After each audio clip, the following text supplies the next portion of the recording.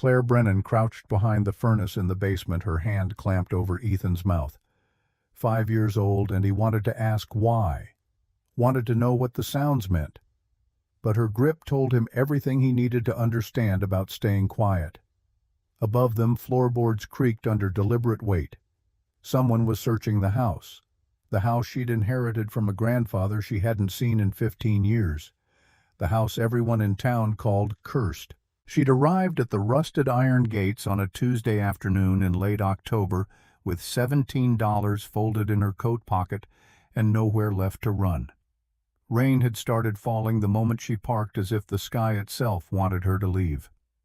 The Victorian mansion loomed behind wrought iron like something pulled from a nightmare. Windows black and empty, vines strangling walls that might once have been white, a porch sagging under decades of neglect. 529 Maple Street. The address on the estate attorney's letter that had arrived at her post office box like a message from the dead. Ethan pressed against her leg, his small hand clutching her worn jacket. His other hand held Max, the stuffed dog they'd bought at Target back when she still had a job. Back when they had an apartment with heat and running water instead of a 15-year-old Honda with broken seats and windows that wouldn't close all the way.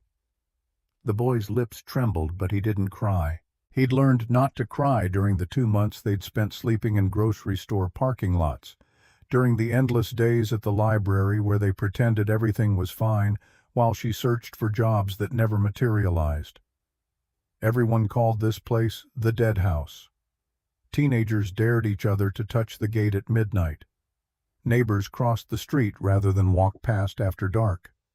Strange lights flickered in the upstairs windows, people said. Shadows moved behind curtains when no one had lived there for months. But Claire wasn't afraid of ghosts. Ghosts couldn't evict you. Ghosts didn't send collection notices or shut off your electricity or tell you the shelter wait list had 89 families ahead of you and your son.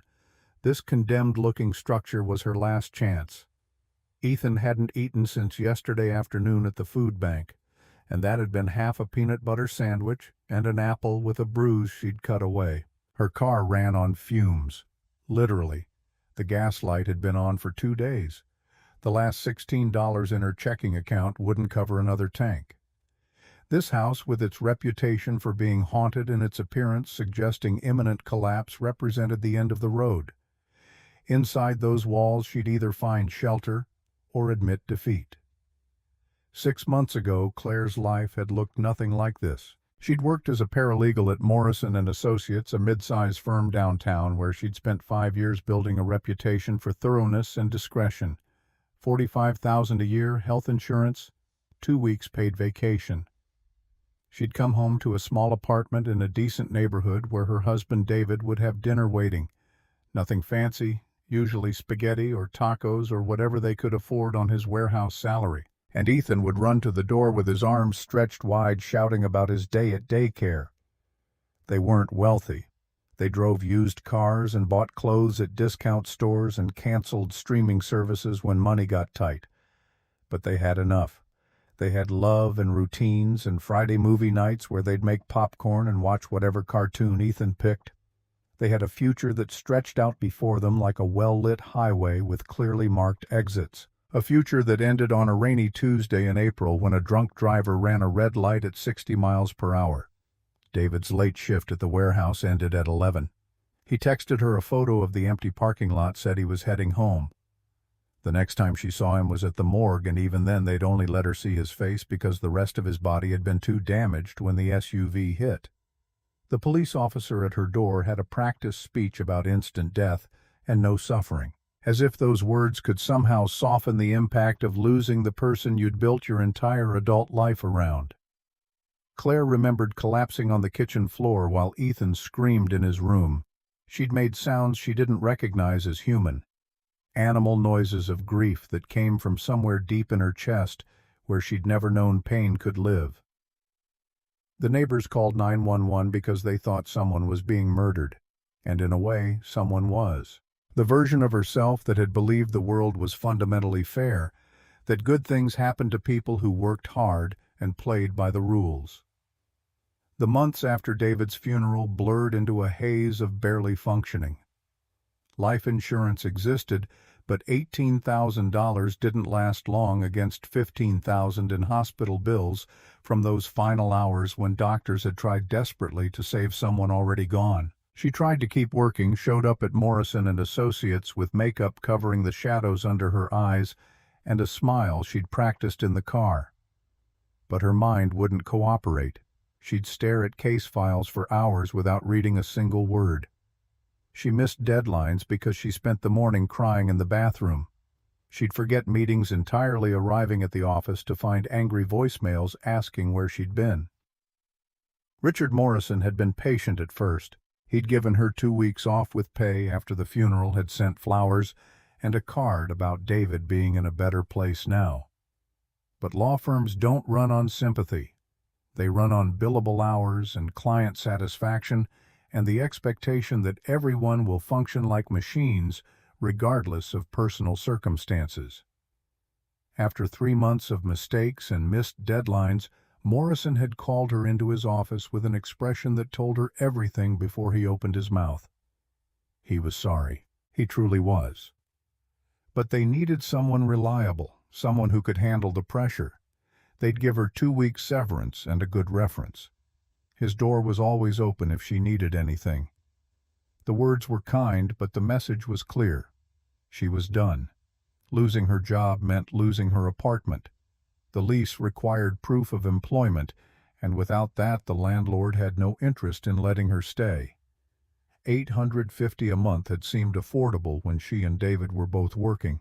On unemployment benefits that barely covered groceries, it became impossible. She'd sent out dozens of resumes, had gone to interviews where hiring managers looked at her sympathetically before explaining that the employment gap was concerning, that they needed someone who could handle stress without falling apart. One man at a bank had actually said that to her face, those exact words, and she'd smiled and thanked him for his time and then cried all the way home. By the time the eviction notice arrived, she'd already sold most of their furniture. The apartment had become a ghost of itself. Empty rooms echoing with memories of when it had felt like home. She'd been living on crackers and canned soup, feeding Ethan whatever she could afford at dollar stores, avoiding calls from friends because she couldn't bear their pity or their well-meaning advice to just stay positive. She and Ethan moved into the Honda on a Tuesday afternoon in October. She'd packed everything they still owned into garbage bags and stacked them in the trunk, then driven to a grocery store parking lot where she'd heard homeless people could park overnight without being hassled. The first night Ethan had thought it was an adventure. Camping, she'd called it, like they were on vacation. She'd held him while he slept across the back seat, whispering promises she didn't know if she could keep telling him they'd have a real home again soon. The shelters were always full. Every day she'd call the hotlines, adding her name to wait lists that never seemed to move. So many others had fallen through the cracks, just like her. Single parents and veterans and people who'd lost jobs to medical emergencies or factory closures or just bad luck. She'd take Ethan to public libraries during the day where it was warm and she could use computers to search for jobs that never called back. The librarians were kind. They never said anything about how often Claire and Ethan came, how long they stayed, how they lingered until closing time. One older woman named Ruth would slip Ethan cookies when she thought Claire wasn't looking. And those small acts of kindness were sometimes the only thing that kept Claire from giving up entirely. Then came the letter. She'd been checking her post office box every few days, the one expense she'd kept because she needed somewhere to receive mail. When she found the thick manila envelope with a law firm's return address, her first thought was another bill, another reminder of everything she couldn't pay. She almost threw it away unopened. But something made her break the seal, unfold the stiff legal documents inside, and read through language designed to make simple things incomprehensible. It took 3 readings to understand what she was looking at. Her grandfather, Malcolm Voss, had died 8 months ago. The letter was from his estate attorney informing her that she was the sole heir to his property at 529 Maple Street. The house had been sitting empty since his death, accumulating dust and back taxes. If she wanted to claim it, she needed to contact the law office within 30 days to sign transfer documents. Claire sat in her car with Ethan sleeping in the back seat and stared at the letter until the words stopped making sense. Her grandfather. She hadn't seen him in 15 years. Not since she was a teenager caught in the middle of one of those family rifts that seemed insurmountable at the time. Her mother had wanted to move to the city, go to college, escape the small-town life Malcolm represented. He'd been overprotective and old-fashioned, wanting her close, and they'd fought about everything. Curfews, boyfriends, college choices, independence. The details seemed so small now, so easily resolvable. But at the time, they had felt like impassable mountains of hurt and stubborn pride. Her mother had forbidden contact with Malcolm, and Claire, young and loyal, had complied. By the time she was old enough to make her own choices, life had gotten in the way. College, marriage, work, Ethan. She'd thought about calling her grandfather, had looked up his number dozens of times, but never found the courage to dial. Now he was gone, and all she had was this letter and a house she'd never seen. At the law office the next morning, the receptionist had processed her paperwork with professional efficiency. Everything seemed routine until Claire stood to leave. The woman had leaned across her desk, voice dropping to a whisper. Her words came out rushed, as if she'd been holding them back and couldn't anymore. "Are you sure you want that house? The last 3 people who tried to claim it, bad things happened to them." Claire had forced a smile and said she didn't believe in curses, but the woman's expression suggested she should. The warning stayed with her as she drove to Maple Street that afternoon, Ethan asking questions from the back seat. Where were they going? Was it a real house? Would he have his own room? Could they get a dog? Questions she couldn't answer because she didn't know what waited for them at the end of this dead-end street. The neighborhood had been respectable 50 years ago. You could see it in the bones of the houses, in the wide lots and mature trees, but time and economic decline had taken their toll. Some houses were boarded up, others had overgrown yards and peeling paint. The street itself was lined with bare November trees, their branches skeletal against the gray sky that seemed to press down like a weight. Number 529 sat at the very end, separated from its neighbors by a high wooden fence that had collapsed in several places. The house itself looked like something from a horror movie. 2 stories of Victorian architecture that must have been beautiful once, but now seemed like a corpse propped upright by sheer stubbornness. The porch sagged under its own weight, shutters hung at odd angles, and the whole structure leaned slightly to the left as if exhausted from standing for so long. Claire parked in the weed-choked driveway and sat for a long moment, hands gripping the steering wheel. This was her inheritance. Not a tidy suburban home with a manicured lawn. Not a cozy cottage with flower boxes and fresh paint. This dark, looming structure that looked like it might collapse if she breathed too hard. Ethan's voice from the back seat mixed fear and excitement in equal measure. "It looks like a monster house." Claire tried to sound confident, like she believed what she was saying. "It's just old.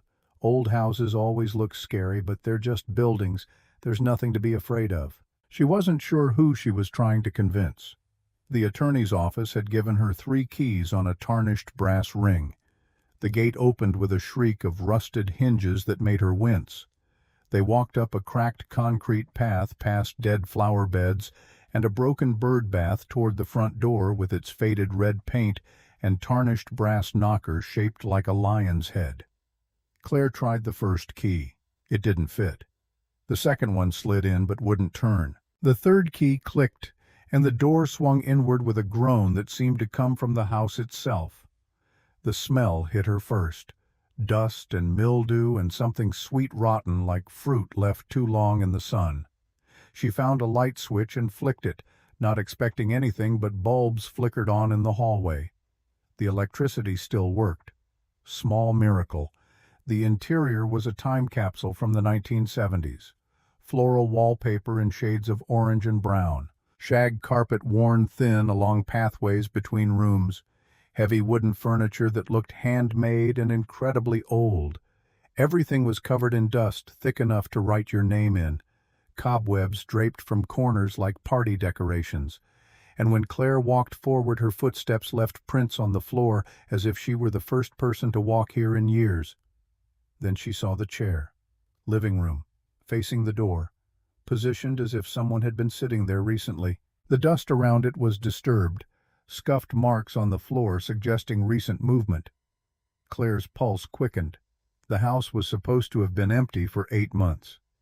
Ethan's hand tightened in hers, his whisper loud in the silence. "Mama, someone lives here." Claire kept her voice steady, not wanting to scare him more. "No baby. It's been empty. Just dust settling, that's all."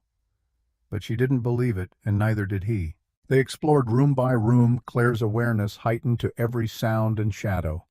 The living room had a massive stone fireplace furniture covered with yellowed sheets, built-in bookshelves lined with books whose titles she couldn't read through the dust.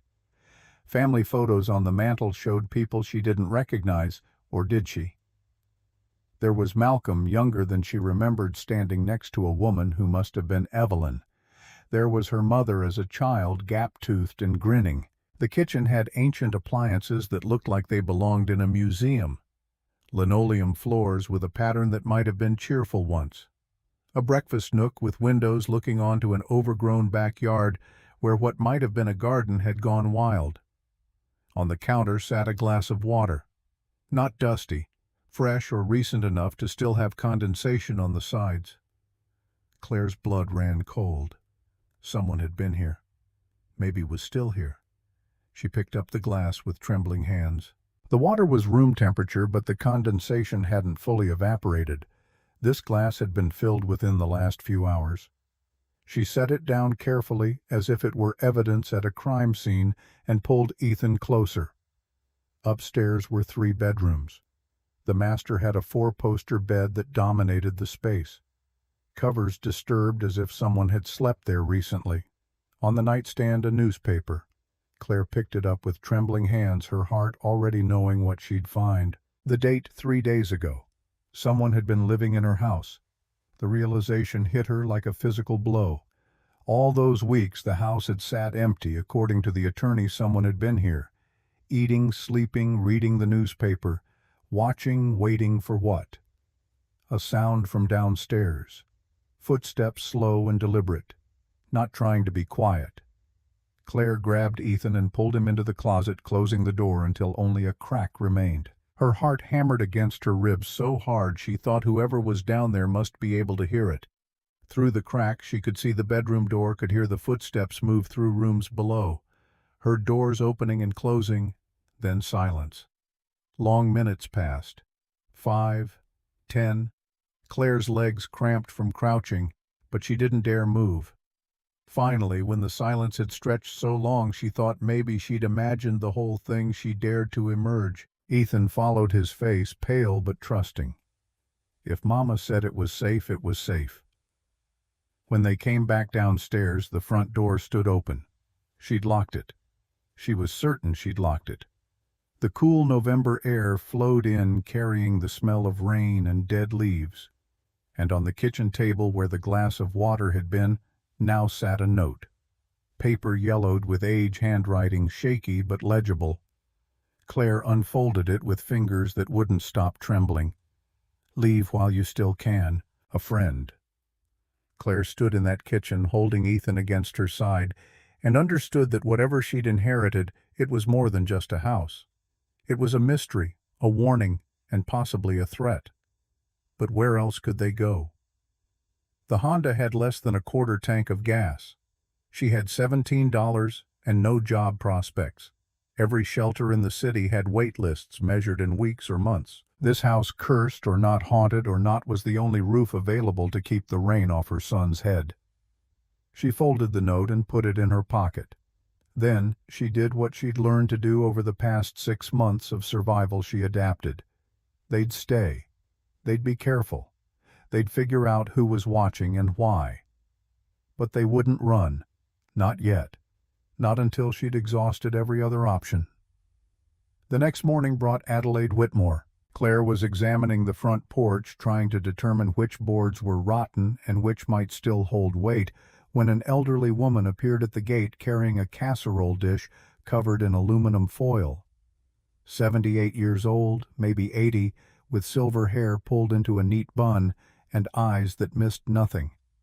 She wore a cardigan despite the cold and walked with the careful precision of someone who'd learned not to trust their balance completely. She introduced herself as Mrs. Whitmore said she'd lived 3 houses down for 40 years. Her voice carried the flat vowels of someone who'd been born here and never left. Didn't expect anyone to actually move in. The others never stayed.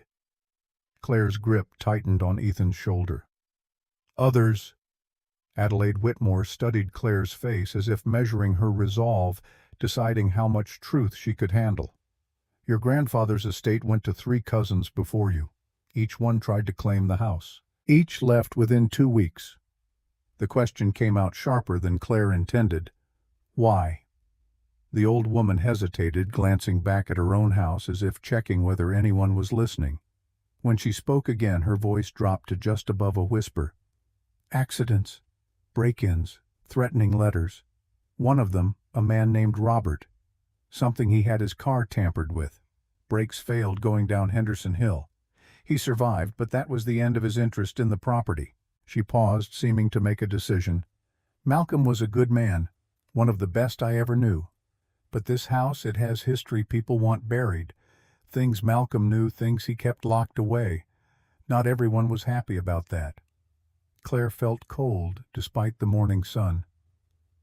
What things? Adelaide Whitmore shook her head. He never told me specifics, but there's an attic room Malcolm kept locked for as long as I can remember. He said if the right person came, they'd know how to open it. 2 days before he died, and he knew he was dying, the hospice had him on morphine. By then he called me over. Made me promise something. She reached into her cardigan pocket and pulled out a small piece of paper, pressed it into Claire's hand. He said if Claire Brennan ever came, I should tell her that her grandmother's favorite song holds the key. That's all. I don't know what it means, but he made me write it down so I wouldn't forget. Claire looked at the paper. Adelaide's handwriting neat and careful. Grandmother's favorite song equals key. When she looked up, Adelaide was studying her with an expression that might have been pity or might have been respect. What's in the room? The old woman's expression suggested she'd wondered the same thing for years. He never told me, but it was important enough to keep secret even from family. Important enough that people have been trying to get into this house for months. Important enough that Malcolm spent his last coherent hours making sure you'd be able to find it when you arrived.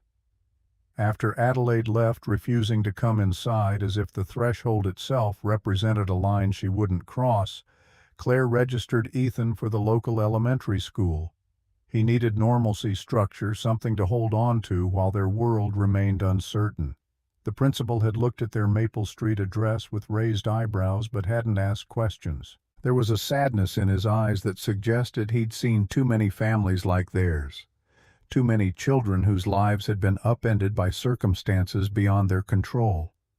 Ethan started the following Monday, nervous but excited. It gave Claire 6 hours a day to search the house for clues about her grandmother. She started in the living room, moving methodically through drawers and cabinets. Most contained the expected detritus of a long life. Old bills, instruction manuals for appliances that no longer existed, Christmas cards from people probably long dead. But in a cabinet beneath the built-in bookshelves, she found vinyl records stacked beside an old turntable. Most had generic store labels, the kind you got when you recorded from the radio. But one caught her eye. Handwritten text on the sleeve in faded ink, E's favorite. Anniversary 1962. E. Evelyn, her grandmother. Claire slid the record from its cover with the reverence of an archaeologist handling an artifact. The vinyl was scratched, but not damaged. She placed it on the turntable, found the power switch, and held her breath as the needle dropped. Static crackled. Then a woman's voice filled the room, singing in Spanish. The melody was haunting, romantic, full of longing. Bésame mucho. Kiss me deeply. A bolero about love and loss, and the way passion fades into memory but never quite disappears. Claire stood in that dusty living room and felt tears slip down her face. This was Evelyn's favorite song. This was what Malcolm had played for her on their anniversary.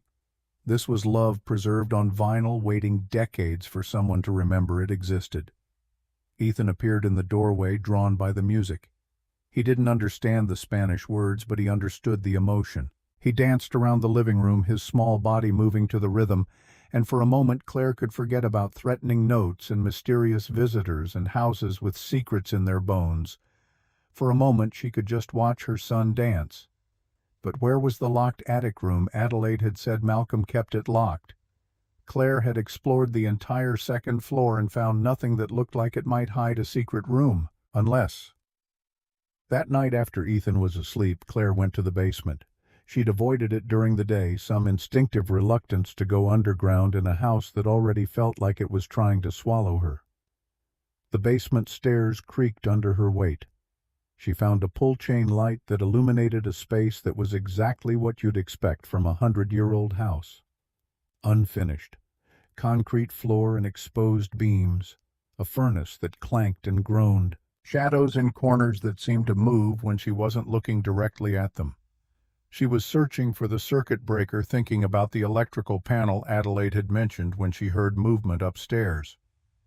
Ethan appeared at the top of the stairs, unable to sleep without her nearby. The separation anxiety had started after David died and hadn't gotten better. Claire called up to him, trying to sound calm. "Come down here, buddy. Help me find the lights." Ethan descended carefully, trailing one hand along the wall. He had her phone, using it as a flashlight, sweeping the beam across dark corners. When the light hit the far wall, he stopped. His observation came out simple, curious the way 5-year-olds notice things adults miss. "Mama, why is that wall different?" Claire moved closer.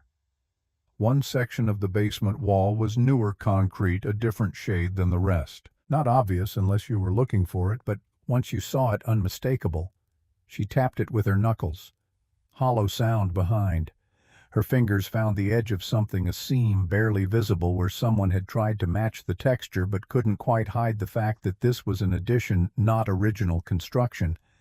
She pried at it with a screwdriver from Malcolm's toolbox, rusted but functional. The concealed door swung inward with a groan of hinges that hadn't moved in years. Behind it, darkness. Claire shined her phone light into the gap and saw a narrow staircase going up. Wooden steps, dusty, leading to somewhere she couldn't see from her angle. Her pulse quickened. The hidden stairway between basement and attic. The locked room Adelaide had mentioned. Malcolm had built this, had kept it secret, had made sure only someone who knew to look would ever find it. Claire climbed with Ethan behind her, their footsteps echoing in the enclosed space. The stairway was barely wide enough for an adult, with walls pressing in on both sides. Claustrophobia threatened, but she pushed through it. At the top, a heavy door with a deadbolt lock. Not the kind you could open with a key. This was a combination lock, 3 sets of numbers waiting to be decoded. She pressed her ear against the wood. Silence. Then unmistakably footsteps on the other side. Someone moving. Pacing. Waiting. The footsteps stopped. Then nothing. Whoever was in that room knew she was here. Knew someone had finally found the hidden stairway. The silence felt heavy, pregnant with anticipation. Claire's hands shook as she backed down the stairs. Someone was in that room. Someone was watching them, had been living in the house, and was now trapped or hiding behind that locked door. The guardian who'd left the warning note, the intruder. Adelaide had mentioned. Someone else entirely. She needed the key. Adelaide's message echoed in her mind. Your grandmother's favorite song holds the key. The record. The anniversary date. That had to be it. Back in the living room, Claire examined the record sleeve more carefully. E's favorite. Anniversary 1962. Malcolm had written it himself, she was sure of it. The same shaky handwriting as the journal entries she'd glimpsed in the surveillance room. He'd left clues for her. Had trusted she'd be smart enough to figure them out. Claire found Malcolm's papers in a box in the kitchen, rifled through until she found the marriage certificate. Her hands trembled as she unfolded the yellowed document. Malcolm Voss and Evelyn Hartwell married October 15, 1962. The anniversary on the record. That was the key. Back at the hidden staircase, Claire climbed to the locked door with Ethan following close behind. The deadbolt had a combination lock requiring 3 sets of numbers. She tried 10-15-62. Nothing. The lock didn't budge. Then she tried 10-15-1962. The full date. 4 digits, 2 digits, 4 digits. The lock clicked. The door swung inward. Claire pulled the chain for the overhead light, half expecting it not to work. But the bulb flickered, then steadied, revealing what Malcolm had been hiding all these years. The room beyond made her gasp. Walls covered floor to ceiling with photographs. Hundreds of them, maybe thousands, pinned and taped in overlapping layers that created a mosaic of her entire life. But these weren't normal family photos. They were surveillance images. Claire as a baby in her mother's arms, taken from a distance through what must have been a telephoto lens. Claire as a toddler at a playground, photographed through a chain-link fence. Claire as a teenager walking to school, captured from across the street. Her wedding to David, taken from somewhere in the crowd, his face blurry but hers perfectly in focus. Ethan's birth at the hospital, shot through a window from outside. Someone had been watching her entire life, documenting every moment, building a visual timeline of Claire Brennan from birth to present day. The scope of it was staggering, the dedication frightening. This wasn't casual observation, this was obsession. This was love or madness or something that existed in the space between the two. In the center of the room stood a table with an open journal and a pen beside it. Claire approached with dread pooling in her stomach. The journal was filled with Malcolm's handwriting. She recognized it from the documents she'd signed at the attorney's office, but the dates were wrong. Entries continued months after his death certificate said he'd died in February. The dates went through March, April, May. The most recent entry was dated 3 days ago, the same date as the newspaper upstairs. She read with growing horror and understanding. Malcolm had hired a private investigator before his death, someone to watch over Claire after their estrangement. He'd been too proud to reach out directly, too ashamed of the years they'd lost. So he'd done this instead, documented her life from a distance, making sure she was safe, hoping she'd eventually come back to the house he'd left her. But the entries after his death were written in the same hand as if someone had continued his work. The handwriting was identical. The same person who'd taken these photos before Malcolm died was still taking them after. Someone Malcolm had trusted with this task. Someone who'd promised to keep watching, keep protecting, keep documenting until Claire came home. The last entry read, "She cannot know until she's ready. The truth is in the fireplace. If you're reading this, Claire, forgive me. What I took from Korea haunts me still. MV." Claire stood in that room surrounded by evidence of surveillance and secret devotion and felt her understanding of everything shift. Malcolm hadn't abandoned her. He'd been watching over her all along too, burdened by pride and guilt to make contact but unable to simply let her go. And someone else, someone who'd known Malcolm, who'd shared his secrets, was still protecting her, still watching, still following instructions given by a dead man. The truth is in the fireplace. Claire knew exactly which fireplace Malcolm meant. The massive stone one in the living room, the focal point of the house. She needed to search it. Now. Downstairs, Claire and Ethan attacked the living room fireplace with urgency born of too many unanswered questions. She'd grabbed the fireplace broom from its stand, started sweeping out decades of ash and debris. The broom hit something solid behind the andirons. Not brick, not stone. Something that moved when she pushed it. Claire pulled out the andirons, completely tossed them aside with a clang that made Ethan jump. Then she reached into the darkness, her hands finding loose bricks that shifted under pressure. She pulled them out one by one, stacking them on the floor, reaching deeper until her fingers touched canvas. Military canvas, rough and aged. The duffel bag came out heavy, dusty, smelling of decades locked away from light and air. Inside the bag sat a wooden trunk about 2 feet by 3, dark wood with tarnished metal corners. The craftsmanship was beautiful, even under the grime dovetail joints, hand-carved details along the edges. This wasn't some mass-produced storage box. Someone had built this with care, with the intention that it would last generations. The trunk had a lock, but the key hung on a nail inside the hiding space, exactly where someone had left it to be found. Claire's hands trembled as she fit the key into the lock. It turned with a click that seemed too loud in the quiet house, as if the house itself was holding its breath to see what secrets would emerge. The lid opened slowly, hinges protesting years of disuse with a squeal that set Claire's teeth on edge. Inside, the past waited with the patience of things that know they'll eventually be remembered. Photographs came first. Hundreds of them, some loose, some in albums with crumbling pages that threatened to disintegrate if handled too roughly. Malcolm and Evelyn on their wedding day, so young they looked like children playing dress-up. He wore his army uniform, fresh-faced and hopeful. She wore a simple white dress and held a bouquet of daisies, her smile brighter than the sun-washed background. More photos: Malcolm in military uniform, Korean War, from the dates written on the back in faded pencil. Evelyn pregnant, laughing, one hand on her swollen belly while the other shaded her eyes from the sun.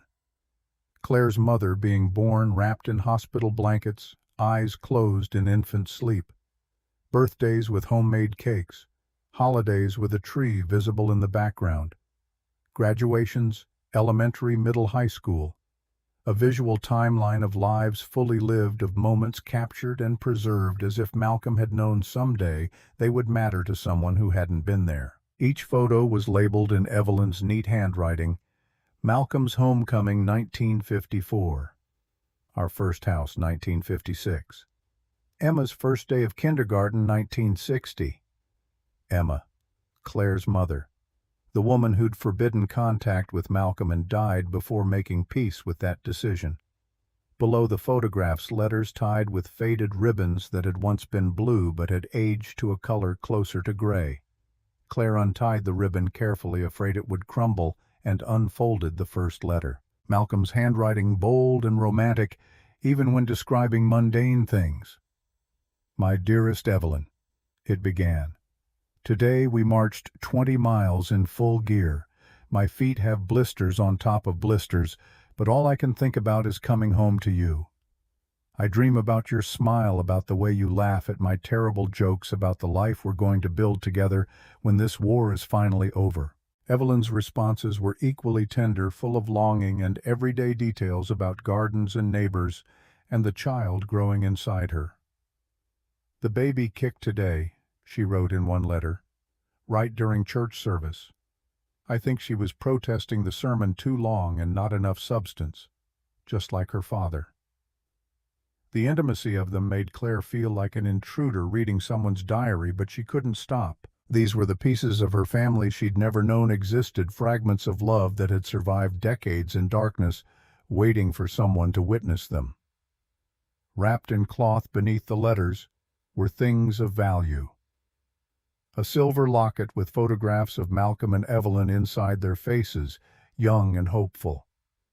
The locket was tarnished, but the hinge still worked, springing open to reveal 2 tiny portraits that must have been cut from larger photographs. Military medals in a velvet case that had protected them from tarnish. Bronze star and Purple Heart among them, along with campaign ribbons Claire didn't recognize. Her grandfather had been wounded in combat, decorated for valor. Details she'd never known. Details no one had thought to tell her. A gold watch, heavy and expensive despite its age, engraved on the back in Spanish: "El tiempo es precioso, gástalo con amor." Time is precious, spend it with love. The engraving was worn from years of Malcolm's thumb rubbing over it, a nervous habit perhaps, or a reminder to himself of what mattered. A simple gold ring worn smooth from decades on someone's finger. Evelyn's wedding band, Claire realized. The one she'd worn until the day she died.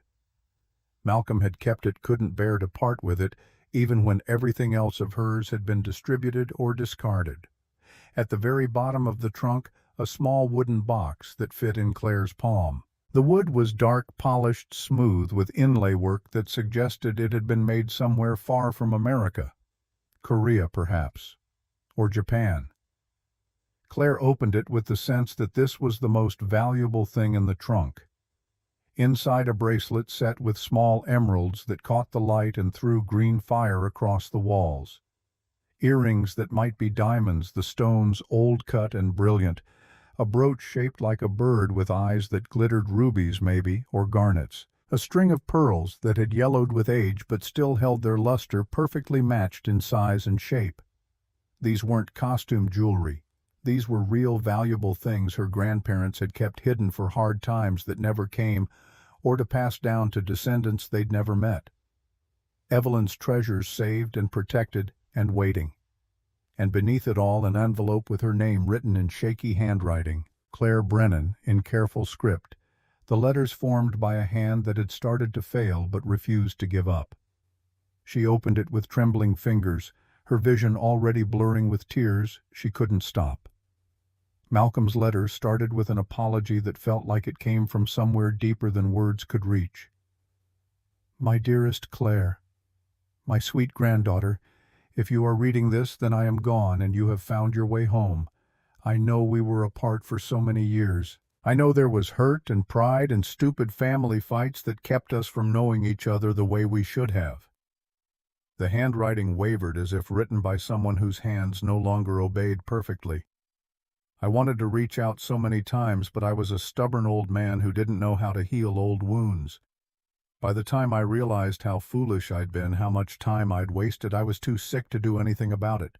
The doctors gave me 6 months. That was 8 months ago. I'm running on borrowed time now, time I'm using to make sure you'll be taken care of when I'm gone. Claire's vision blurred, but she kept reading, hungry for connection with the grandfather she'd lost twice, once to pride, once to death. So instead of reaching out, instead of risking rejection or making things worse, I did the only thing I could.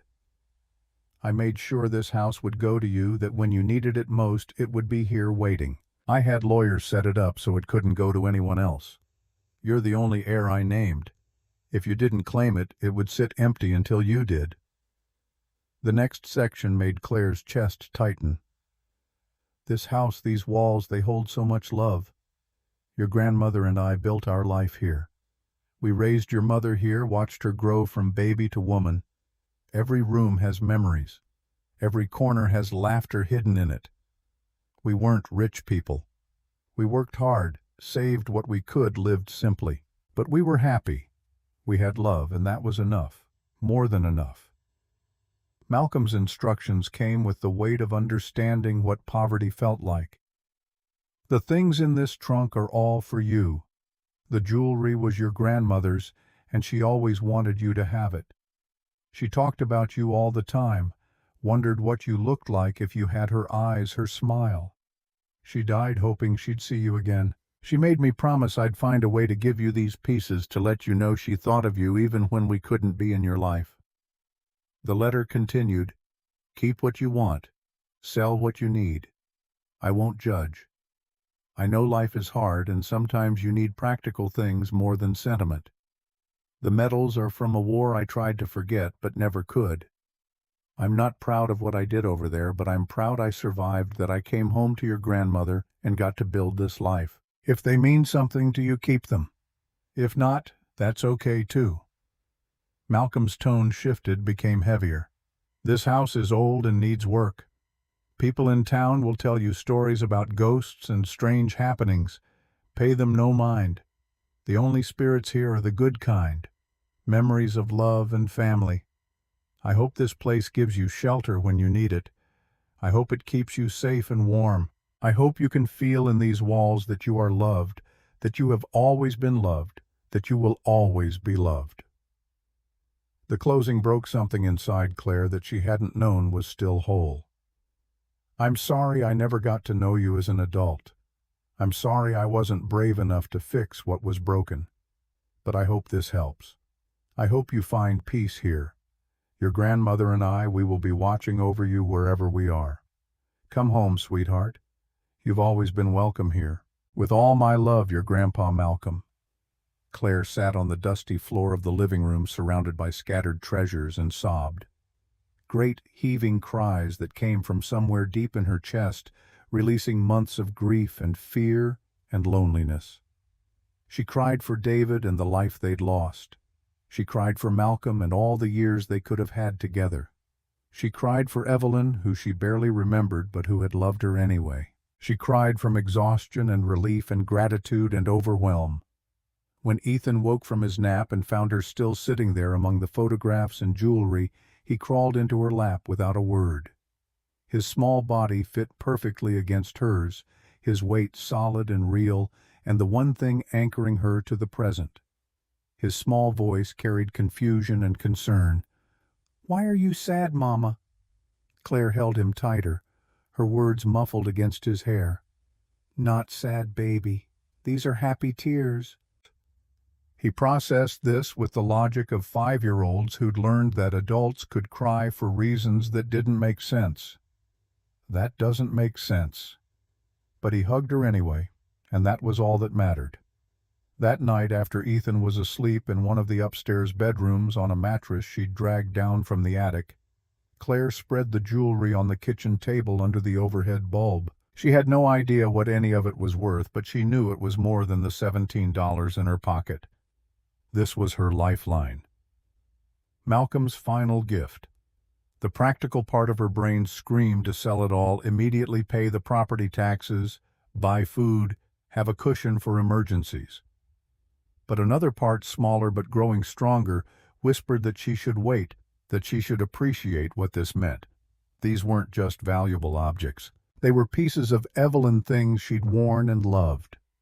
Pieces of family history that could never be replaced once sold. But what good was history if you were starving? What good was sentiment if you couldn't keep the lights on? Claire photographed each piece with her phone, careful to capture every angle. Then she used the library's Wi-Fi still saved in her settings from the weeks they'd spent there to research values online. The results made her hands shake. The emerald bracelet, $12,000 to $15,000 based on similar pieces at auction. The diamond earrings, $8,000 to $10,000 for estate jewelry from that era. The pearls, $5,000 minimum for a matched set of that quality. The brooch harder to estimate without knowing the maker, but similar pieces sold for $6,000 to $8,000. Thousands of dollars, maybe tens of thousands. Enough to survive, enough to breathe, enough to give Ethan stability while Claire figured out what came next. As she put the jewelry back in the trunk, her fingers touched something she'd missed before. Another note hidden under the fabric lining at the very bottom. Different handwriting, not Malcolm's. The paper newer, the ink darker. Claire unfolded it with a sense of inevitability, as if she'd known all along there would be more. The message was brief, but loaded with implication. The jewelry will help you survive, but the real treasure is still hidden. Keep searching. You're closer than you think. Your guardian. Claire stared at those words until the light outside faded to black. Someone was still watching. Someone knew what she'd found. Someone wanted her to find more. And that someone, whoever they were, had just made one thing clear: this house held more secrets than a trunk full of jewelry and love letters. But first, she needed to turn sentiment into survival. The morning after finding the second mysterious note, Claire took the jewelry to 3 different establishments. She'd marked them on a map during her library research, planning her route like a military operation because gas was precious and she couldn't afford wasted trips. First stop was a pawn shop on the east side with bars on the windows and a neon sign that flickered between open and darkness. The owner barely glanced at the pieces before announcing $4,000 for everything, his eyes never leaving his phone screen where some sports game played. Claire walked out without a word. She'd expected lowballing, but that was insulting. The jewelry store in the nicer part of town treated her better. A woman in her 50s with reading glasses on a chain examined each piece under magnification, commenting on the quality of the emeralds and the craftsmanship of the settings. She offered $8,000. Better, but Claire sensed there was more value here than anyone was acknowledging. Something in the way the woman's fingers lingered on the bracelet, the way her expression shifted when she thought Claire wasn't watching. The antique dealer worked out of a small shop tucked between a bakery and a tax office. The smell of fresh bread competed with the must of old things. An older gentleman with silver hair and reading glasses on a chain greeted her with genuine warmth that felt practiced but sincere. He spent nearly an hour examining each piece using a jeweler's loupe to check stones, testing metal purity with acids that left tiny marks Claire hoped wouldn't affect the value, consulting thick reference books that looked as old as the jewelry itself. Finally, he looked up with an expression that combined professional appreciation and personal empathy. His voice carried the careful precision of someone delivering important news. "This bracelet alone is worth $12,000, possibly more to the right collector. The emeralds are natural Colombian stones, quite fine quality. The earrings are estate pieces, probably 1920s based on the setting style, worth another $8,000. The brooch is unusual. The bird design suggests it might be a specific maker. I'd need to research further, but I'd estimate $6,000. The pearls are genuine and exceptionally well matched, worth at least $5,000. He paused, letting the numbers settle. "Altogether, I could offer you $32,000 right now, or I could take them on consignment and try to get you closer to $40,000, though that might take several months." Claire had to sit down. $32,000. The number seemed impossible, a sum of money she'd never held in her hands or seen in any account she'd ever owned. That was a year of rent in a decent apartment, a reliable car time to find a real job without desperation clouding every interview. Safety. The thing she'd been chasing since David died. Her voice shook despite her attempt at control. "How fast can you have the 32,000? The dealer's expression was gentle understanding in a way that suggested he'd seen desperate people before and knew the difference between need and greed. "I can write you a check right now. The pieces are clearly yours based on the estate documentation you've shown me. The craftsmanship and age make them legitimate historical items, and frankly, I'll make a profit even at this price." He leaned forward slightly, his tone becoming more personal. "But I want you to be sure. Family heirlooms once sold rarely come back. This isn't just jewelry, it's your grandmother's legacy, your grandfather's gift to you. Take a moment. Be certain." Claire thought about Evelyn wearing these pieces at special occasions, about Malcolm hiding them in a trunk behind bricks, keeping them safe for a granddaughter he hoped would someday need them. She thought about Ethan asking if they could have pancakes for breakfast, and her having to say no because they didn't have syrup or butter to make them properly. She thought about the $17 that stood between them and complete destitution. Malcolm's words echoed in her mind. "Sell what you need. I won't judge. I know life is hard and sometimes you need practical things more than sentiment." Her decision came out steady, final.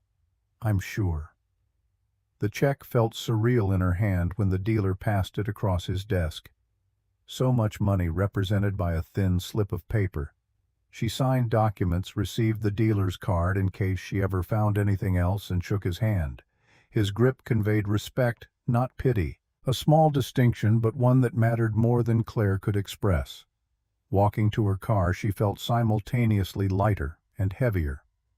Lighter because the weight of immediate desperation had lifted. Heavier because she'd just sold pieces of family history, chosen survival over sentiment. But Malcolm's letter had given her permission, had understood that sometimes love means letting go of things to hold on to what matters more. First stop, county tax office, in a building that smelled of old paper and fluorescent lights. She paid the property taxes, $1,400 plus penalties that had accumulated during the 8 months the house sat empty. The clerk seemed surprised when Claire provided the Maple Street address, checked it twice in her computer before stamping the receipt with a satisfied thump. The house was officially, legally, completely hers now. No one could take it away. The deed was in her name. Next came the bank, where she deposited the remaining $30,600 into an account that had been down to its last $16. The teller's eyes widened at the amount, but processed the transaction without comment. though Claire noticed her glance at the security guard as if checking whether this warranted concern. Claire sat in her car afterward in the bank parking lot, staring at the balance printed on the receipt at the comma that separated thousands from hundreds, and cried again. Pure relief this time, untainted by grief or fear. She took Ethan shopping. Not to thrift stores or dollar stores, but to Target, where she bought him clothes that actually fit, instead of being 2 sizes too big for growing room they couldn't afford. A winter coat that was his size and wouldn't swallow him. Shoes without holes worn through the soles. She bought groceries, real food, fresh vegetables and fruit and meat and milk. Cleaning supplies to tackle the years of accumulated grime. Light bulbs to replace the ones that had burned out. Things to make the house not just habitable, but livable. For Ethan, she bought the Lego set he'd been staring at in store windows for months and a stuffed animal to keep Max company. That night they ate dinner at their kitchen table. Spaghetti with sauce from a jar that cost more than $1. Garlic bread made from real butter. Salad with dressing. Ethan talked about starting school the next week, about being nervous, but excited about a boy named Tommy who'd shown him where the bathroom was. Claire listened and smiled and felt for the first time in forever like maybe things would actually be okay. But even as she smiled, even as she watched Ethan demolish his dinner with the enthusiasm of a child who'd gone hungry too often, the note haunted her. The real treasure is still hidden. What had Malcolm taken from Korea? What was worth more than $32,000 in jewelry? And who was this guardian who knew Malcolm's secrets and continued his work after death?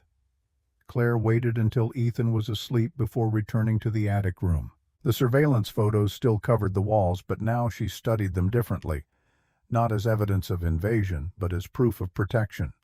Someone had cared enough to document her life to make sure she was safe, even when she didn't know they existed. The thought was both comforting and unsettling in equal measure. She searched the room methodically, looking for anything she might have missed. Behind one of the photographs, her high school graduation taken from somewhere in the crowd, she found a small wooden box wedged between wall studs. Inside was a collection of documents: Malcolm's military service records, deployment papers, commendation letters, written in formal military language that praised his dedication and discretion. And tucked between them, a journal entry on loose paper written in Malcolm's younger handwriting dated November 1953. The ink had faded to brown, but the words were still legible. Claire read by the light of her phone, her hands trembling. The entry started with coordinates and a location in Seoul. Malcolm described his unit securing a warehouse full of items looted during the Japanese occupation of Korea. Art artifacts, cultural treasures stolen and hidden during decades of colonial rule. Official inventory was supposed to happen immediately, but chaos reigned in post-war Korea. In the confusion, several pieces went missing before proper documentation could be completed. Malcolm's guilt bled through the words, "I took something. I don't know why. Fear, maybe, or greed disguised as preservation.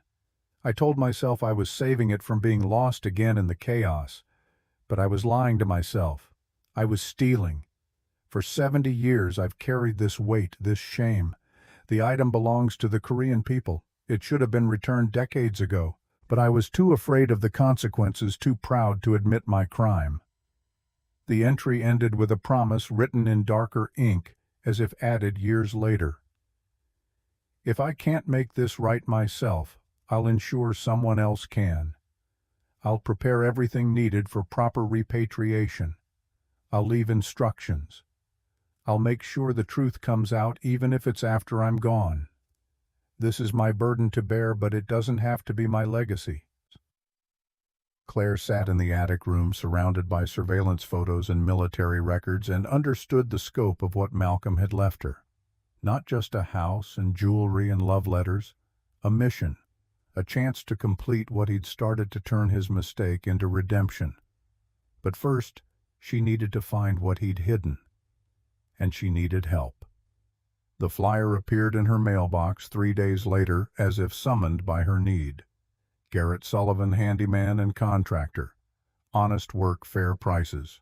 specializing in historic home restoration. It included before and after photos of Victorian houses transformed from ruins to showcases, licensing information, and a phone number.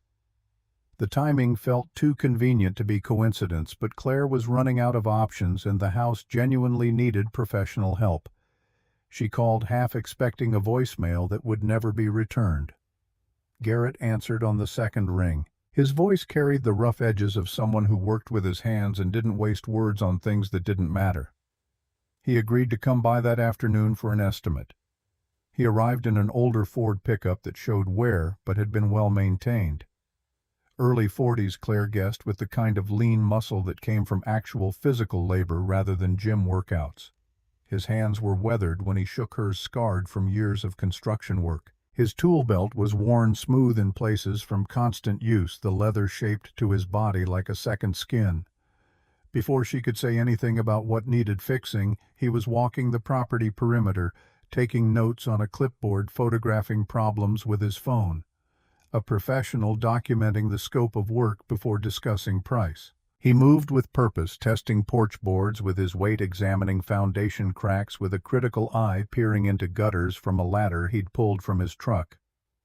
When he finally approached the porch where Claire waited with Ethan, his assessment was thorough and brutal. His words came rapid fire, each one a small blow to her hopes of easy fixes.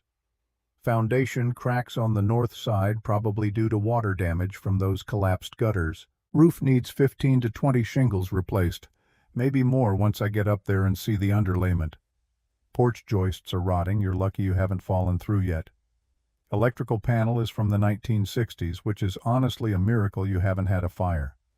Plumbing's copper, that's good, but the main line might be compromised based on the settling I'm seeing. He paused, flipping through his notes.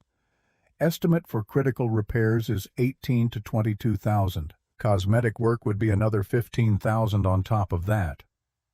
Claire's brief sense of security evaporated. She'd just gotten $32,000.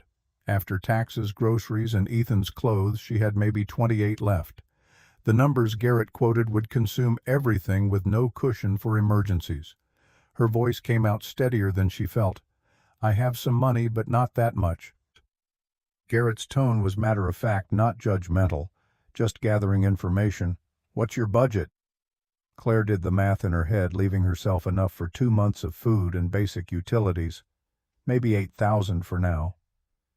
Garrett studied the house, then her, then Ethan, who was watching from the doorway with the careful attention of a child who'd learned to read adult stress in voices and faces. Something shifted in Garrett's expression. A decision being made behind eyes that had seen their share of hardship. His proposal came measured, practical. Okay, priority 1 has to be the electrical panel.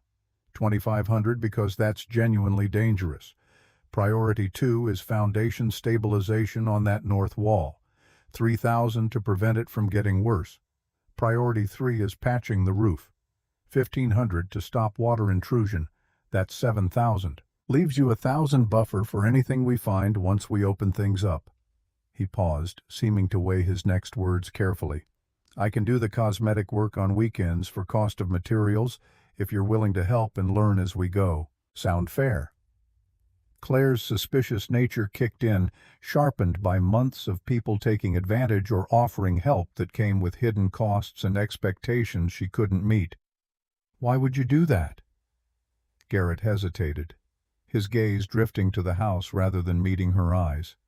When he spoke, his words carried the weight of old debts. I knew Mr. Voss. He helped me once when I needed it. Figure I owe him. Over the next 3 weeks, Garrett worked on the critical repairs while Claire helped when Ethan was at school. She learned the difference between a Phillips head and a flathead screwdriver, how to test electrical connections without getting shocked, the proper way to apply joint compound so it wouldn't crack when it dried. Practical skills she'd never needed when David was alive, and contractors were people you hired, not became. Garrett didn't talk much during work. He'd explain what needed doing, demonstrate once with patient precision, then hand her the tools and let her try. When she made mistakes, and she made plenty, he'd correct without judgment, showing her again until muscle memory took over from uncertainty. The silence between them felt comfortable rather than awkward, filled with the sounds of hammers and saws, and the house slowly remembering what it felt like to be cared for. On day 4, while they were running new wiring through the attic crawlspace, Garrett mentioned his wife for the first time. His voice stayed level factual, but Claire heard the grief underneath like a bass note sustaining through a melody. Emma died 4 years ago. Cancer. Fought it for 18 months before her body just couldn't anymore. Claire kept feeding him wire through the joists, understanding that kind of loss needed space, not platitudes. "I'm sorry." He was quiet for a long moment, the only sound the scrape of metal on wood as he threaded the wire through holes he'd drilled. "After she was gone, I kept working because I didn't know what else to do. But it didn't mean anything anymore. Just became a way to fill hours until I could sleep, wake up, do it again. Stopped taking pride in the work. Stopped caring if it was right or just good enough." The confession carried weight because Garrett didn't seem like someone who shared easily. Claire recognized the shape of his grief because she wore the same one. Two people who'd lost their reasons for getting up in the morning, now rebuilding a house that had waited decades for someone to remember it, was worth saving. Day 10 brought a shift. The electrical panel was replaced, and the foundation stabilization was nearly complete. Claire noticed how Garrett would sometimes stand in doorways studying the craftsmanship of the original woodwork with appreciation that went beyond professional assessment. He'd run his fingers along carved molding test, the weight of solid oak doors, examine joinery that had held for over a century. When she asked about it, his answer came thoughtful. "Your grandfather loved this house. You can tell by how he maintained it even when he got too old to do the heavy work himself. Every repair was done right, not just good enough. He used proper materials, took his time. That's rare. Most people take shortcuts, use whatever's cheapest. But Malcolm, he treated this place like it deserved respect." By day 14, they'd developed a rhythm. Claire would arrive after dropping Ethan at school, and she and Garrett would work until it was time for pickup. Sometimes they'd eat lunch together on the porch sandwiches Claire made from the groceries she could now afford. Garrett would point out architectural details she'd missed, a hand-carved rosette in the soffit, original hardware on the door's crown molding that had been milled specifically for this house. He taught her to see the house the way he did, not as a collection of problems to be fixed, but as a structure with history and character. "See this door frame," he said one afternoon, running his hand along the jamb. "Look how it's mortised and tenoned, no nails. Just wood fitted together so precisely it's held for 100 years. They don't build like this anymore. Can't afford to. But your grandfather made sure nothing got replaced with something cheap. Kept the integrity." Day 18 changed everything. They were painting the repaired sections of exterior wall when Claire mentioned finding strange things in the attic. Her words came casual, testing how much she could reveal. "Surveillance photos. Journal entries dated after my grandfather supposedly died. It's like someone's been watching me my whole life." Garrett dropped the paint roller. It clattered against the ladder, leaving a streak of white down his jeans. His face went pale in a way that had nothing to do with the November cold. When he spoke, his voice came tight with something that might have been fear or might have been relief. "What kind of photos?" Claire described them. The distant shots, the chronological documentation, the obsessive thoroughness of someone tracking another person's life from birth to present. The glass of water on the kitchen counter, the newspaper dated 3 days ago, the note warning her to leave. Garrett set down his paint can with deliberate care and pulled out his phone. His thumbs moved fast across the screen, typing something urgent. His next words came rushed. "Claire, I need to tell you something. I should have told you before, but I made a promise. Maybe it's time to break it." He dialed, waited. The conversation was brief, coded in a way that suggested the person on the other end knew exactly what Garrett was really saying. "Hey, Tommy." "Yeah, it's Garrett. Remember you said if I ever needed a favor?" "Good. I need a lawyer. Property dispute. Pro bono if possible." Pause. Claire watched emotions play across his face. Concern, resignation, determination. Maple Street Development. You're kidding. Really? Okay, I'll tell her. Thanks, brother. Garrett hung up and took a breath that seemed to cost him something. When he finally met Claire's eyes, his expression carried the weight of secrets kept too long. I wasn't entirely honest about why I'm helping you. Mr. Voss did help me. That part's true. But 6 months before he died, he hired me for one final project. Claire's stomach tightened, sensing the revelation would reshape everything she thought she understood. What project? His confession came steady, measured like he'd rehearsed this moment. Had me build that hidden staircase you found, reinforce the attic room, install those special locks. Took me 3 weeks working nights so neighbors wouldn't see. He paid me in cash, made me promise not to tell anyone. He said his granddaughter would need a fortress someday, and someone to watch over it after he was gone. The implications hit Claire like physical blows. Malcolm hadn't just documented her life from a distance. He'd prepared for this exact moment, had anticipated she'd need protection, had built defenses into the house itself. The hidden staircase wasn't just about concealing the surveillance room. It was about creating escape routes, safe spaces, architectural armor against threats Malcolm had seen coming. Claire forced the question past the tightness in her throat. Are you the one who's been in my house? The one who left the warning note? Garrett shook his head quickly. No, but I know who is. His name's Thomas Blackwell, retired police detective, served with your grandfather in Korea. The name meant nothing to Claire, but the connection to Korea sent alarm bells through her nervous system. Whatever Malcolm had taken, whatever he'd hidden under that basement concrete, it connected to his military service. And someone who'd been there, who'd shared those experiences, was continuing Malcolm's work of protection. Her next question came sharper. Protecting me from what? Garrett crossed to the basement stairs, motioning for her to follow. Downstairs, he pointed to the specific section of foundation that looked newer than the rest. Under the bare bulb's harsh light. The color difference was obvious once you knew to look for it. His explanation came carefully, as if he'd rehearsed this moment, but still wasn't sure how much to reveal. This wasn't here when I built the staircase. After I finished the attic work, Mr. Voss dismissed me for 2 weeks. Said it was a family emergency, paid me for the time, told me not to come back until he called. When I came back, this section had been poured. He'd done it himself in his 90s. Wouldn't let me help, wouldn't explain. Just said the work was complete and paid me in cash. Claire touched the concrete, feeling its roughness, imagining Malcolm in his 90s mixing and pouring cement alone because the secret was too dangerous to share. The image broke her heart and filled her with questions in equal measure. Garrett wasn't finished. He called me aside before I left that day, looked me straight in the eye and said, Garrett, if anything happens to me, there's something under this concrete that cannot fall into wrong hands. If someone tries to get to it, if my granddaughter is ever in danger because of what I buried here, you call Thomas Blackwell. He gave me a number, made me memorize it, made me promise. The weight of that promise hung between them.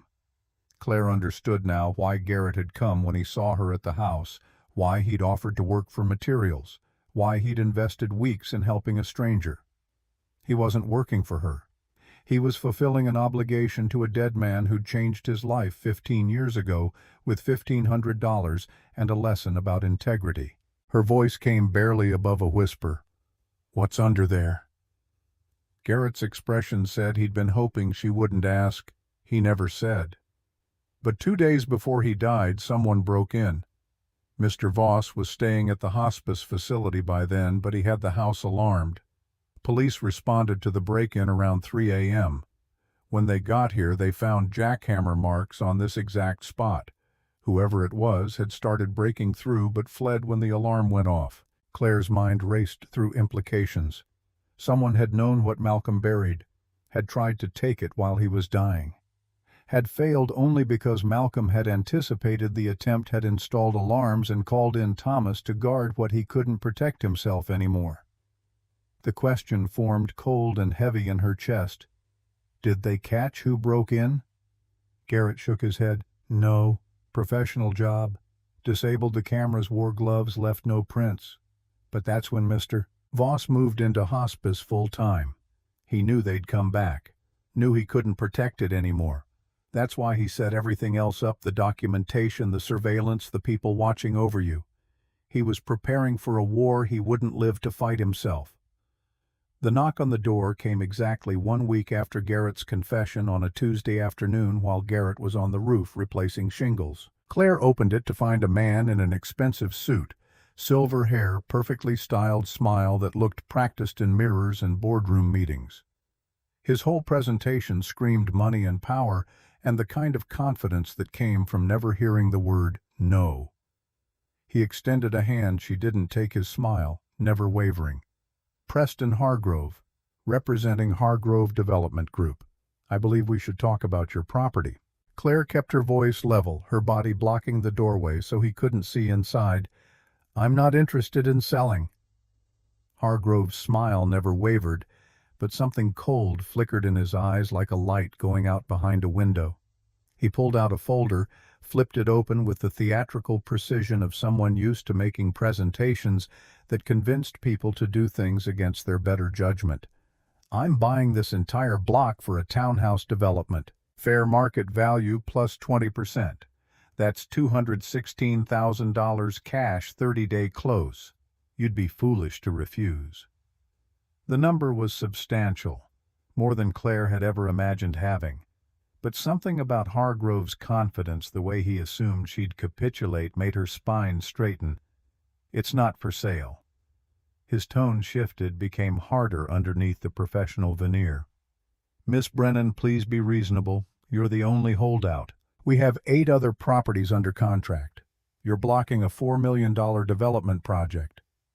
Claire felt her jaw set, felt the stubbornness she'd inherited from Malcolm rising up. Then, develop around me. Now the smile faded, entirely replaced by something calculating. The plot configuration doesn't work without your lot.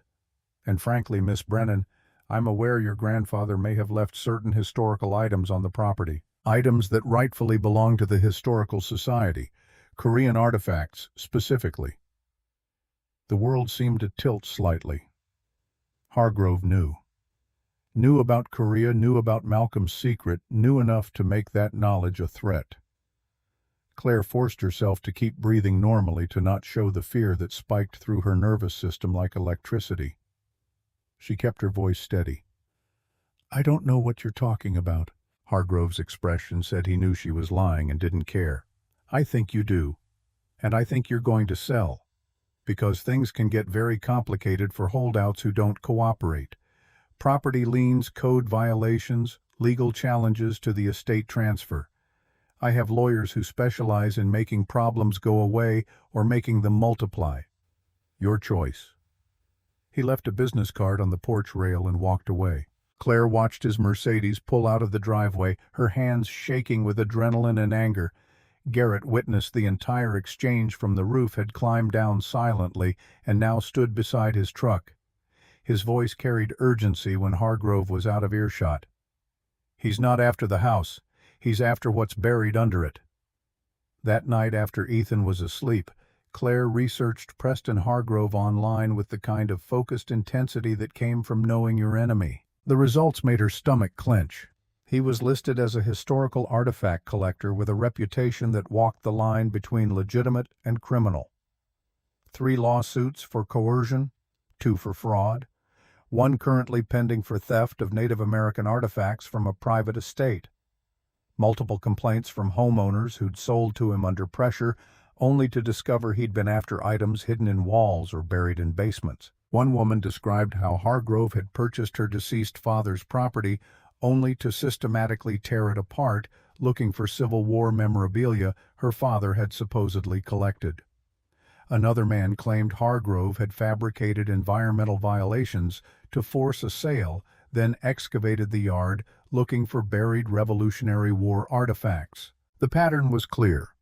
Hargrove specialized in finding people who owned properties with hidden historical value, then using whatever means necessary, legal or otherwise, to acquire what they had. And he'd set his sights on Maple Street. Claire dug deeper into Malcolm's military records, the ones she'd found in the attic room.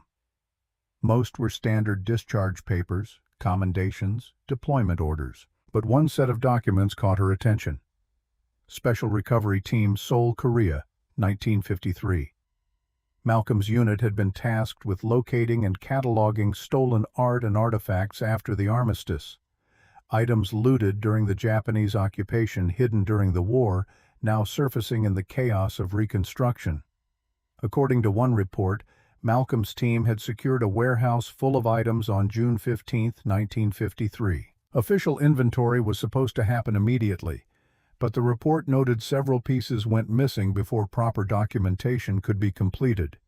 The investigation was inconclusive. In the chaos of post-war Korea, things disappeared. People looked the other way. But here's what made Claire's blood run cold. Malcolm's service record showed a 3-day gap immediately after that warehouse recovery. June 16th through June 18th. No explanation, no documentation, just blank space where a soldier should have been accounted for. In his journal entry from November of that year, Malcolm had confessed to taking something, had called it theft disguised as preservation, had carried the guilt for 70 years. Whatever he'd taken during those missing 3 days was valuable enough that people were still looking for it 7 decades later. Valuable enough to kill for, if the break-in attempt while Malcolm was dying was any indication. The harassment started small the next day, building slowly like a storm gathering strength. Construction trucks parking across Claire's driveway, blocking her in. When she called the number on the truck to complain, she was told it was a mix-up, they'd move immediately, so sorry for the inconvenience.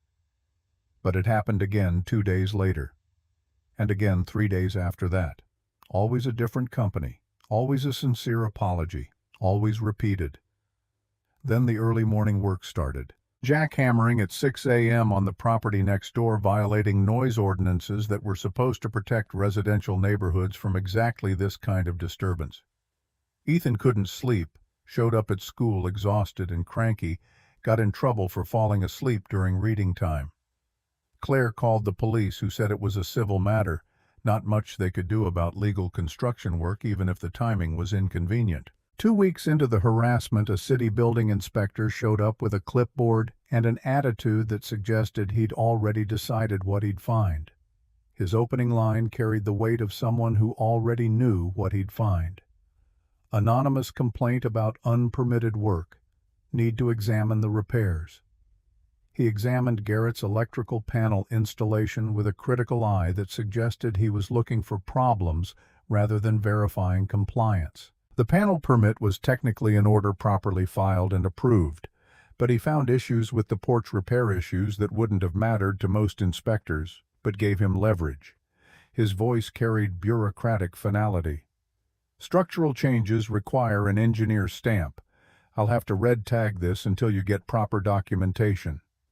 Garrett kept his voice level, but Claire heard the anger underneath. That's not code requirement for minor repairs under 50 square feet. The inspector's smile was thin, official. New interpretation. Safety first. I'll have to issue a stop work order until you provide engineer certification. He slapped a notice on the door. The cost to hire a structural engineer would be $1,500 Claire didn't want to spend. Money she needed for food and utilities and the 1,000 other expenses that came with bringing a dead house back to life. Anonymous offers started arriving in the mail. Letters with no return address, expensive stationery that screamed corporate money. The first one read, "Final offer $250,000. Expires in 7 days." Claire tore it up. But they kept coming. Each one slightly higher. Each one more insistent.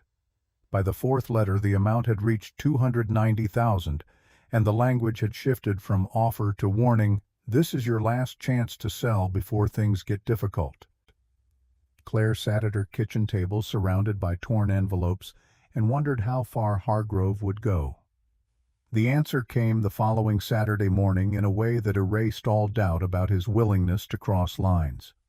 She and Ethan were in the front yard attempting to clear some of the overgrown landscaping, pulling weeds that had taken over what might have been flower beds. A dump truck was backing up on the property next door, supposedly preparing for demolition of the condemned house Hargrove had purchased. Garrett was on the porch repairing the railing they'd been red-tagged for the engineer stamp, having cost exactly $1,500 and 3 days of bureaucratic runaround. The truck's backup alarm beeped steadily as it reversed toward the property line, a sound so common in construction zones that Claire barely registered it. Then it kept reversing, crossing the boundary, heading straight toward where Claire and Ethan knelt among the weeds. Garrett saw it first. His shout carried pure alarm. "Hey, stop!" The truck didn't stop. Claire grabbed Ethan and tried to move, but her foot caught on a root buried in the overgrowth. The truck was 10 feet away, then 5. She could see the driver's face in the side mirror. He was looking right at her, not startled, not surprised, watching with the cold calculation of someone following orders, someone who'd been paid to make this look like an accident. Garrett vaulted off the porch and yanked both of them sideways with split-second timing born from construction site reflexes. The truck's bumper missed Ethan by inches, crashed through the fence with a sound of splintering wood, finally stopped with a grinding of brakes that came too late to be accidental. The driver jumped out, hands up in a performance of shock that fooled no one who'd seen his face in that mirror. "Oh my God, I didn't see you. My brakes failed. I'm so sorry. Are you okay?" Claire's voice came out as a scream, all the fear and rage of the past weeks exploding out of her like a physical force. "You could have killed us. Police came, took statements, wrote up their report with the careful neutrality of people who'd seen too much to believe in coincidences but couldn't prove intent without evidence that wouldn't exist. Mechanical failure, they concluded after examining the truck. An accident. Unfortunate, but these things happen. No criminal charges." The driver went home. The truck was towed. Life went on as if nothing had happened. But Garrett examined the truck before the tow arrived, crawling underneath with a flashlight, while Claire held Ethan on the porch, both of them still shaking. When he emerged, his jeans were dirty, and his expression was stone. "These brakes are fine. Fluid's full pads have plenty of material, no leaks. This was deliberate." The words hung between them like a verdict. Hargrove had escalated from annoyance to intimidation to attempted harm, had crossed the line from business tactics to criminal violence, and if he was willing to endanger a 5-year-old boy to get what he wanted, there was no telling how far he'd go. That night at 11, long after the adrenaline had faded and left Claire hollow and shaking, a knock on the door made her freeze.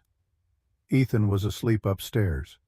Garrett had gone home an hour ago after triple-checking all the locks and making her promise to call if anything seemed wrong.